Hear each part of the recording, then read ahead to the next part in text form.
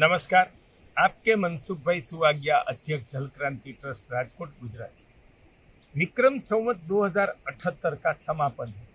तब दिवाली की पूर्व संध्या एवं आने वाले वर्ष की नए साल की आप सबको बहुत बहुत शुभकामनाएं और राम राम के साथ आज हमारी जो 25 साल की कर्म तप, जिसमें हमने पूरा जीवन राष्ट्र को समर्पित करके जल रक्षा, गौ रक्षा, गाय आधारित प्राकृतिक कृषि, देसी बीज में बिताया, वो कर्म तप एवं 4 वेद, भगवत गीता से लेकर 500 छोटे बड़े शास्त्रों का, किताबों का अध्ययन किया. तब उसमें से तो 4 चीज मेरी अंतस्फुरणा में से आई है, वो मैं आज आपके सामने रखना चाहता हूँ. कि एक मुझे एहसास हुआ कि परमात्मा अनंत है. परमात्मा कोई संप्रदाय का स्थापक नहीं है. ये जिसको हम उसके हयाती जीवन में उसको जंगल में ले जाए तो उसको 10 वृक्ष पहचान ना सके, ऐसे लोगों को हमने परमात्मा मान लिया. वो हमारा ज्ञान है. तो वो वेद में के ऋषियों ने पीढ़ी दर पीढ़ी सैकड़ों या हजारों साल संशोधन करने के बाद परमात्मा का स्वरूप निश्चित किया. वो परमात्मा का स्वरूप कैसा है कि परमात्मा अलग अलग नहीं. आज संप्रदाय वाले कहते हैं कि आपके भगवान, ये हमारे भगवान. वो तो बच्चे जैसी बात है. परमात्मा एक है. कोई कहते कि हमारा मजहब का जो है स्थापक हम मानते वही जगत नियंता है, वो भी अज्ञान है. परमात्मा सकल सृष्टि का, ब्रह्मांड का एक है. वो अनंत है. और वो रहता कहाँ है? तो कि सकल जगत में, ब्रह्मांड में व्याप्त है, सजीव में निर्जीव में व्याप्त है.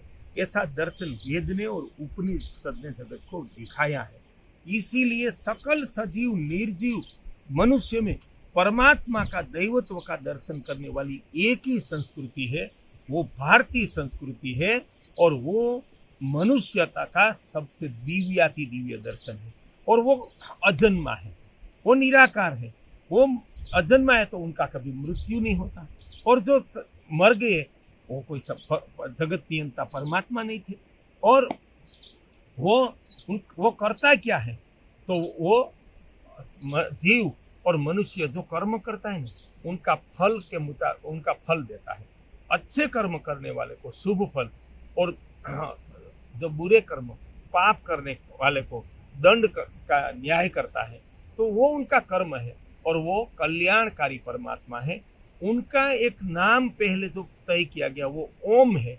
और उनका जो मूर्ति स्वरूप निराकार परमात्मा का स्वरूप स्थापित किया वो शिवलिंग शिव परमात्मा है. 33 कोटि ब्रह्मांड की शक्ति का एक समूह प्रतीक वो शिव परमात्मा है. ऐसा तो वो परमात्मा अनंत है.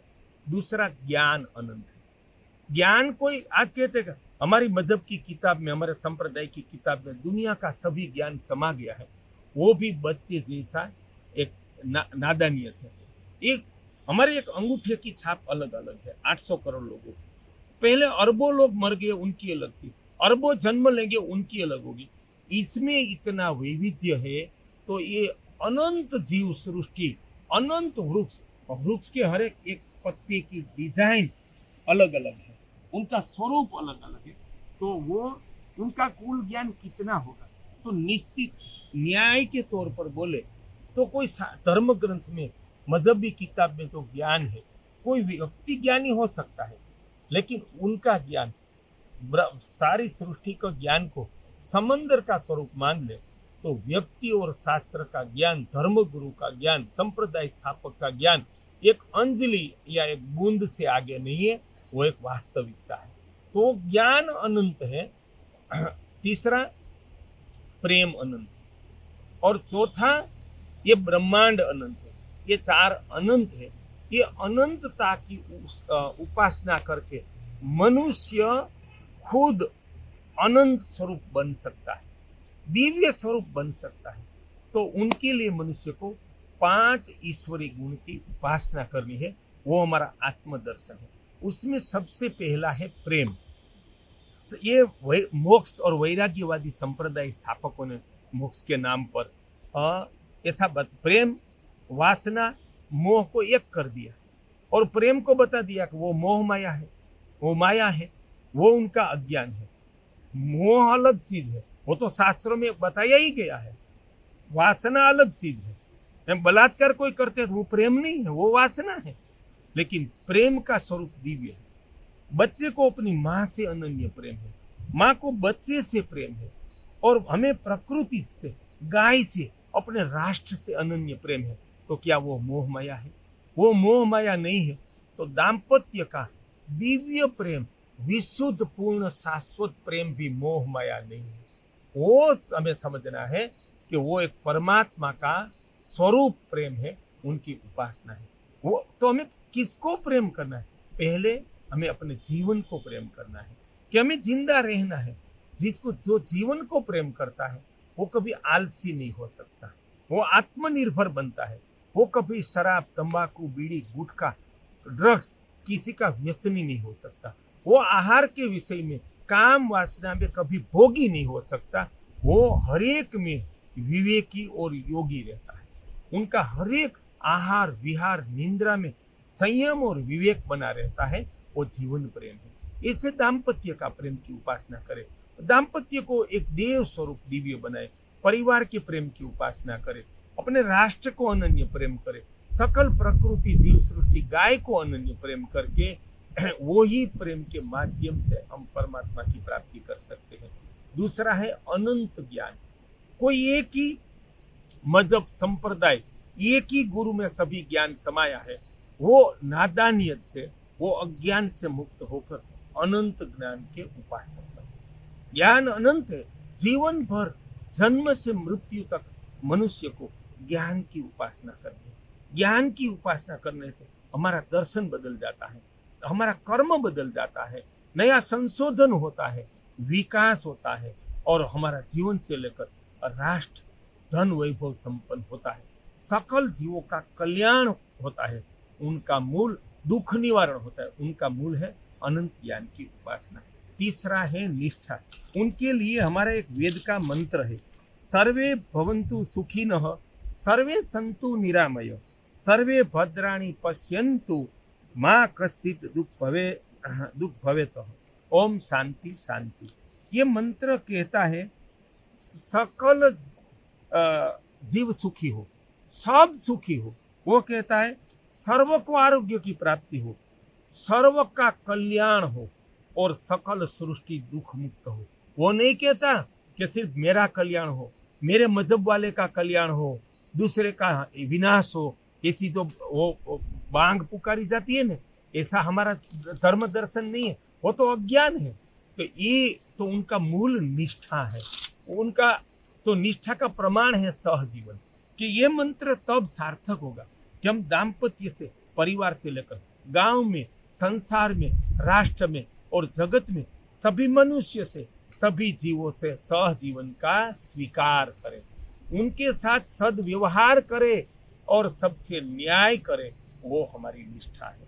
वो राज धर्म है, वो मनुष्य धर्म है, वो नेतृत्व धर्म है। तो तीसरा गुण निष्ठा है। चौथा है परिश्रम। संप्रदायों ने, वैराग्यवादी संप्रदायों ने बताया कि ये तो माया है, ये परिश्रम त्याग कर दो और माला जपो और आंख बंद करके ध्यान करो। वो घोर अज्ञान है, वो जीवन विनाश है। परिश्रम से पेट भरता है हमारा, और साधु का ही किसी के परिश्रम से पेट भरता है। तब परिश्रम का विरोध अधर्म है और ईश्वर विरोधी दुष्कृत्य है। तो हमें नित्य परिश्रम करना, वो जीवन निष्ठा से लेकर राष्ट्र निष्ठा और परमात्मा निष्ठा है। कर्तव्य धर्म का पालन करना, अपने परिश्रम से सबका दुख निवारण करना, सर्व जीवों का कल्याण करना और सत्कर्म करना। और ये चार कर्मों से हमने अच्छा जीवन, दिव्य परिवार, श्रेष्ठ उद्योग, श्रेष्ठ राष्ट्र का निर्माण किया। वो चारों की रक्षा शौर्य से होती है। शौर्य हिंसा नहीं है, शौर्य ईश्वरी गुण है। ये वैराग्यवादी संप्रदायों ने अहिंसा के नाम पर, शांति के नाम पर शौर्य, भारतीय प्रजा का शौर्य को मार दिया, क्षीण कर दिया।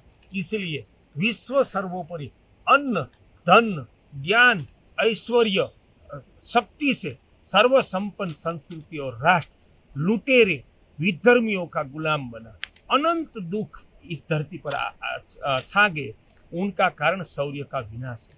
ये 5 गुण मैं मेरा अंतर्नाद से कहता हूँ, वो दिव्य मनुष्यता है, वो परमात्मा का गुण है। कि प्रेम परमात्मा का गुण है, अनंत ज्ञान की उपासना परमात्मा का गुण है, पुरुषार्थ परमात्मा का गुण है, निष्ठा परमात्मा का गुण है और शौर्य परमात्मा का गुण है। इससे हम किसी को अन्याय ना करें, सबका न्याय करें, सबका भला करें, दिव्य जीवन निर्माण करें, दिव्य दाम्पत्य निर्माण करें, दिव्य संसार निर्माण करें, दिव्य उद्योग निर्माण करें, दिव्य ग्राम निर्माण करें और पंच महाभूत धरती जल वायु अग्नि आकाश के दिव्य स्वरूप की सुरक्षा करें। गाय आधारित प्राकृतिक कृषि अपनाकर सारे जन संसार को, जगत को और जीव सृष्टि को दिव्य अन्न प्रदान करें। जातवा गो संवर्धन करके दुधारू शुद्ध वंश का गोवंश और शुद्ध वंश के प्राणी निर्माण करें। सकल जीवों की रक्षा एवं कल्याण करें। अपने राष्ट्र को सुवर्ण भूमि राष्ट्र बनाइए और सकल जगत का कल्याण करें। ये वेद ज्ञान है, ये वेद संदेश है, ये हमारी 25 साल की कर्म यात्रा का मार्ग है, जिनसे हमारी आत्म उन्नति हुई है और जिससे असंख्य करोड़ों मनुष्यों का, असंख्य जीवों का वास्तव में कल्याण हुआ है और लुप्त होती और सेवा का साधन बन गई गाय राष्ट्रीय कामधेनु बन गई है। तब इस देश के विद्वान और साधु आत्ममंथन करें कि 5 ईश्वरीय गुण से मनुष्य को विमुख करना वो वास्तव में धर्म है, वो परमात्मा से जोड़ने का कार्य है या परमात्मा से दूर करने का दुष्कृत्य है। तो मैं कहता हूँ वो परमात्मा से, राष्ट्र से, परमात्मा ने दिया दिव्य जीवन से दूर करने का दुष्कृत्य है। वो अज्ञान के अंधकार से इस दिवाली के पर्व पर हम मुक्त हो जाएं और ये 5 दिव्य ज्ञान की ओर कदम रखकर क्षण क्षण पर उनकी उपासना करके जीवन से लेकर राष्ट्र और जगत को दिव्य बनाए और ये 5 ज्ञान की उपासना से अपने सत्कर्मों से परमात्मा की प्राप्ति करें। मनसुख भाई सुवर्ण।